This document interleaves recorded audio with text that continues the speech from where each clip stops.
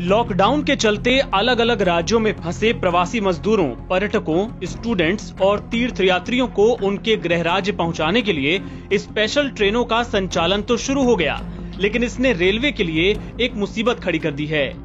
मुसीबत ये कि कई लोग अब स्थानीय पुलिस प्रशासन या अपने राज्य के अधिकारियों से बात किए बिना ही खुद ही रेलवे स्टेशनों का रुख करने लगे हैं।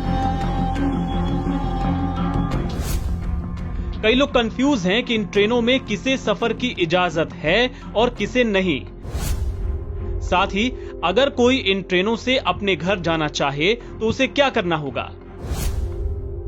तो सबसे पहले जान लीजिए कि अभी ट्रेनों का सामान्य संचालन शुरू नहीं हुआ है। आम यात्री इन ट्रेनों से सफर नहीं कर सकते। ये सिर्फ उन लोगों के लिए चलाई गई हैं जो अपने गृह राज्य के बाहर किसी दूसरे राज्य में फंस गए थे। साथ ही आपके लिए यह भी समझना जरूरी है कि रेलवे इन ट्रेनों का संचालन जरूर कर रहा है, पर ऐसा राज्य सरकारों के आग्रह पर किया जा रहा है। यानी कौन सी ट्रेन कब कहां जाएगी, इसका फैसला रेलवे नहीं, राज्य सरकारें कर रही हैं।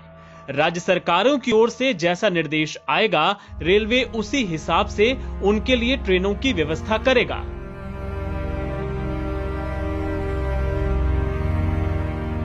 ऐसे में अगर किसी प्रवासी को इन श्रमिक स्पेशल ट्रेनों के जरिए अपने गृह राज्य जाना है तो उसे रेलवे से नहीं बल्कि अपने राज्य के अधिकारियों से संपर्क करना होगा।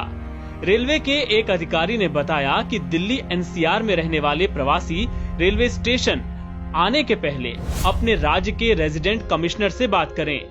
अगर वहां रजिस्ट्रेशन ना करवाया हो तो जरूर करवा लें।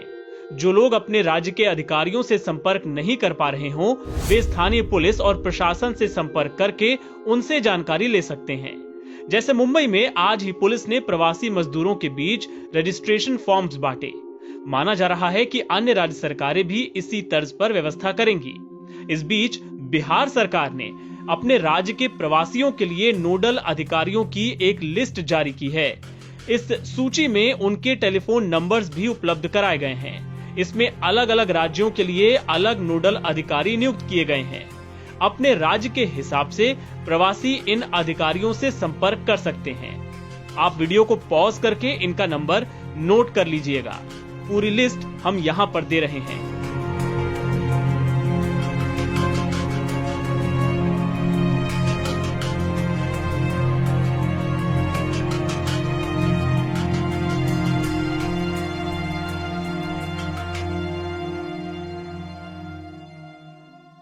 ये अधिकारी ही इन स्पेशल ट्रेन्स में सवार होने वालों की लिस्ट तैयार करेंगे जो बाद में रेलवे को सौंपी जाएगी। स्टेशन पर केवल उन्हीं लोगों को पहुंचने के लिए कहा गया है जिन्हें प्रशासन सिलेक्ट करेगा। इसके अलावा अगर कोई स्टेशन पहुंच भी जाए और उसका नाम इस लिस्ट में नहीं होगा तो उसे बैठने नहीं दिया जाएगा। एनबीटी ऑनलाइन की रिपोर्ट।